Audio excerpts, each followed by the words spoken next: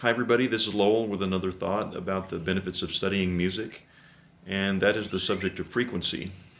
Uh, Whether we realize it or not, when we are involved in music making, we're actually playing with the very foundation of universal structure. Uh, the subject of frequency extends way beyond the subject of music. Music, of course, is vibrating airwaves that are hitting our eardrums, and we perceive that as vibration, and our brain interprets that as one form of communication. But we have frequency that is light frequency that affects our eyes. We have uh, vibration that we can feel in our bodies, but we can't hear. And so, sound for humans is heard from 20 hertz to 20 kilohertz, and the word hertz just basically means how many vibrations per second something is vibrating. And so if you see an orchestra tuning at 440 hertz, then that means that the oboe is giving the note A, what we call the note A at 440, and that the reeds of that oboe are vibrating at 440 times per second. Any other physical element that is vibrating at 440 times per second will sound like the note A. And so that's what in classical music what we've determined is our tuning note.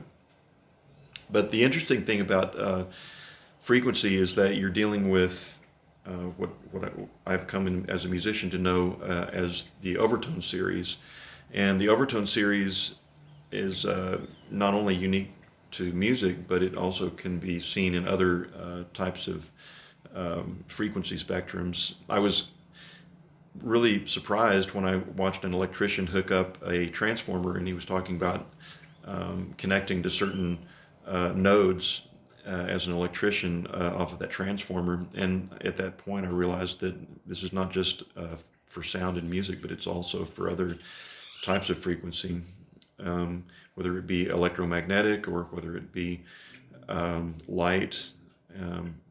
Or probably magnetism, all sorts of different energy forms. Everything is frequency. I remember, I'm not a scientist, but I've read quite a bit about the subject of frequency, and with modern science, in my understanding, the most forefront science, there's a thing called string theory, and string theory says essentially that the whole universe is just vibrating strands of energy. Even things that we think are solid, um, they're really not solid. They're vibrating strands of energy, and the it's fascinating to me as somebody who studies the Bible that the first chapter of Genesis is that it says that God spoke and there was light. He said, "Light be," and is it any wonder that everything that we know in the universe is based upon the impulse of vibration uh, that God spoke, and we as musicians also speak, and we bring forth vibration, and so we communicate through frequency, and we are communicated to by frequency. So it's an interesting subject. If you want to learn more, I have a lot of thoughts about the subject, and I'm going to post a link to an article that I wrote about the benefits of frequency in new ways that we can approach the subject in music. And so I'll post that on this video.